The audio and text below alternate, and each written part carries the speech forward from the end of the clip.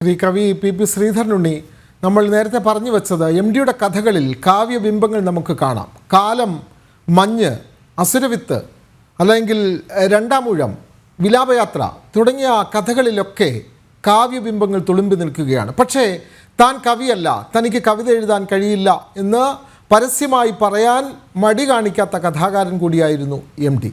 അദ്ദേഹത്തിൻ്റെ കഥകളിലെ കാവ്യ അംശങ്ങളെ എങ്ങനെ കാണാം ശ്രീ ശ്രീധരനുണ്ണി?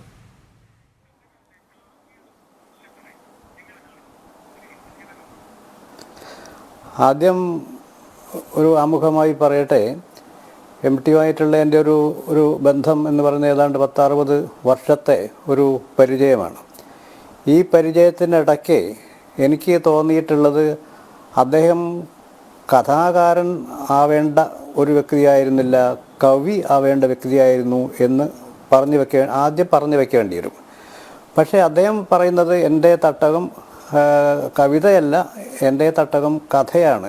സമൂഹത്തിലെ സാധാരണ ജനങ്ങളുടെ കഥകൾ പറയുന്ന ഒരു എഴുത്തുകാരനായിട്ട് അറിയപ്പെടാനാണ് എൻ്റെ ആഗ്രഹം എന്നുള്ള രീതിയിലാണ് അദ്ദേഹം നമ്മളെ അറിയിച്ചത്, അദ്ദേഹം എഴുതി വന്നിട്ടുള്ളത് എന്ന് നമുക്ക് മനസ്സിലാക്കാൻ കഴിയും. അദ്ദേഹത്തിൻ്റെ രചനകൾ വായിച്ചു നോക്കിയാൽ ഇപ്പോൾ സൂചിപ്പിച്ച മാതിരി തന്നെ എല്ലാ രചനകളിലും മഞ്ഞ് ആണ് നമ്മൾ അതിൻ്റെ ഒരു ഉത്തമമായ ഉദാഹരണമായിട്ട് പറയുന്നത്, അതിൻ്റെ ഉത്തുംഗ ശൃംഗത്തിലുള്ള ഒരു ഉദാഹരണമായിട്ട് പറയുന്നത്.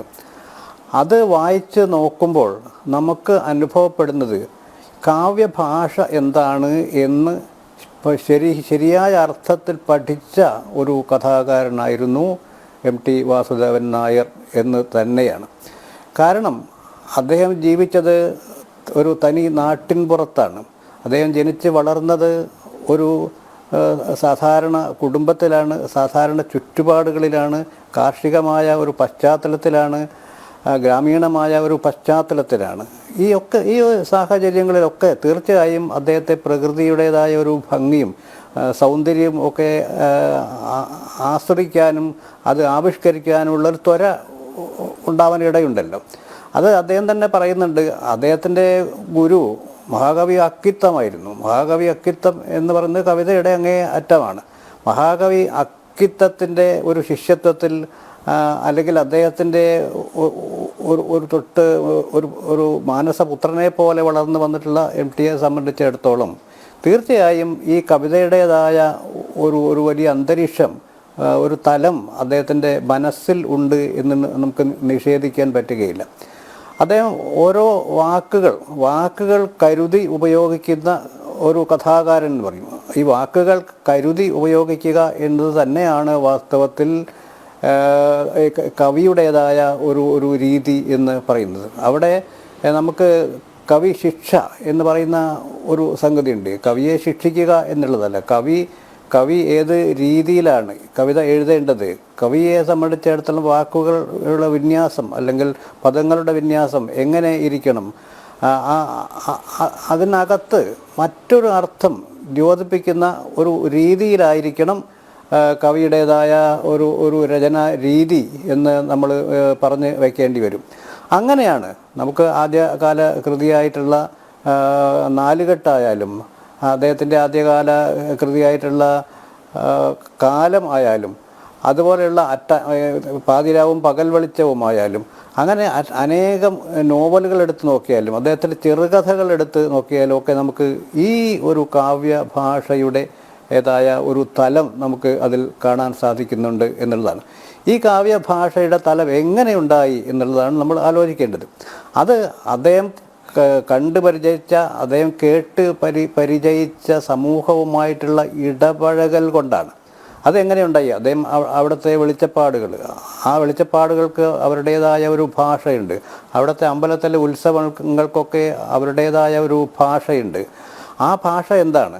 ആ ഭാഷ കവിതയുടേതാണ് എന്നുള്ള തിരിച്ചറിവ് സാധാരണ വൈയാകരണന്മാർ പറയും. വ്യാകരണം പഠിക്കുന്നവരും പഠിപ്പിക്കുന്നവരും പറയും, ഈ വ്യാകരണത്തിനപ്പുറത്ത് ഒരു അർത്ഥം ഒരു ഈരടിക്ക് അല്ലെങ്കിൽ ഒരു പാരഗ്രാഫിന് ഉണ്ടാകുമ്പോഴാണ് അത് ആസ്വാദ്യമാകുന്നത് എന്ന് പറയും. എഴുതുന്നതല്ല, അതിനപ്പുറത്തുള്ളതാണ് ഒരു തട്ടകം. മറ്റൊരു തട്ടകമുണ്ട്. നമ്മൾ എഴുതുന്ന വാക്കുകൾക്കപ്പുറത്ത് അല്ലെങ്കിൽ പദങ്ങൾക്കപ്പുറത്ത് അതിന് വേറെ ഒരു അർത്ഥം ഉണ്ടല്ലോ. വ്യംഗ്യാർത്ഥം എന്ന് സാധാരണ വ്യാകരണക്കാർ പറയും, അലങ്കാരം പഠിപ്പിക്കുന്നവർ പറയും വ്യംഗ്യാർത്ഥം. ഈ വ്യംഗ്യാർത്ഥ പ്രയോഗം മാത്രമായാൽ അത് കവിതയാകുമോ? ഇല്ല. അത് ഈ വ്യംഗ്യാർത്ഥ പ്രധാനമായിട്ടുള്ള പ്രയോഗങ്ങളിലൂടെ കടന്നു വരുമ്പോഴാണ് അത് കാവ്യഭാഷ ഉണ്ടാകുന്നത്. അദ്ദേഹത്തിൻ്റെ ആദ്യകാല കൃതി നോക്കൂ, നാലുകെട്ട് നോക്കൂ. ആ നാലുകെട്ടിൻ്റെ തലം വർണ്ണിക്കുന്നത്, അത് സാമൂഹ്യ ചുറ്റുപാടുകൾ വർണ്ണിക്കുന്നത് എത്ര മനോഹരമായിട്ടാണ്. നമ്മുടെ മനസ്സിലേക്ക് ആ ചിത്രം ഇങ്ങനെ ഒഴുകി ഒഴുകി വരികയാണ്. ആ ഒഴുകി വരുന്നതിൻ്റെ ഒരു ഭംഗി നമുക്ക് എങ്ങനെയാണ് ഉണ്ടാക്കിയെടുക്കാൻ സാധിക്കുന്നത് എന്ന് ചോദിച്ചാൽ അതിനെ നമ്മൾ സന്ധാനം എന്ന് സാധാരണ പറയും. വ്യാകരണക്കാർ പറയുന്നത് സന്ധാനമാണ്. തമ്മിൽ ചേർക്കുമ്പോൾ ഉണ്ടാകുന്ന ഒരു പ്രത്യേകമായ തലമുണ്ട്. അത് കൂട്ടിച്ചേർക്കുമ്പോഴുള്ള ഒരു തലം. ഈ കൂട്ടിച്ചേർക്കുമ്പോഴുള്ള തലമാണ് അദ്ദേഹം എഴുതി വെച്ച പാരഗ്രാഫിലൂടെ വായിക്കുമ്പോൾ നമുക്ക് മനസ്സിലാകുന്നത്. ആ ഒരു പശ്ചാത്തലം വർണ്ണിക്കുന്നു. ആദ്യ കാലഘട്ടത്തിൽ നായർ തറവാടുകളുടെ ഒരു ജീവിത പശ്ചാത്തലം വർണ്ണിക്കുന്നു, അല്ലെങ്കിൽ അന്നത്തെ ഫ്യൂഡൽ വ്യവസ്ഥിതിയെക്കുറിച്ച് വർണ്ണിക്കുന്നു. ഇങ്ങനെ ഇത് വർണ്ണനകൾ മാത്രമല്ലാതെ അതിന് മറ്റൊരു അംശം കൂടി, അതായത് അവിടെ നമ്മൾ കണ്ടെത്തുന്നത് ഒരു സാമൂഹ്യ അംശം എന്ന് പറയും. സാമൂഹ്യമായ ഒരു ബോധവൽക്കരണത്തിന് ഉള്ള ഒരു ത്വര കൂടി അതിനകത്ത് അടങ്ങിയിട്ടുണ്ട് എന്ന് നമുക്ക് മനസ്സിലാകും. അതെ, സാമൂഹ്യ വിമർശനങ്ങൾ ഉൾക്കൊണ്ട കഥകളും സിനിമകളും ഒക്കെ തന്നെയാണ് MD മലയാളികൾക്കായി സമ്മാനിച്ചത്.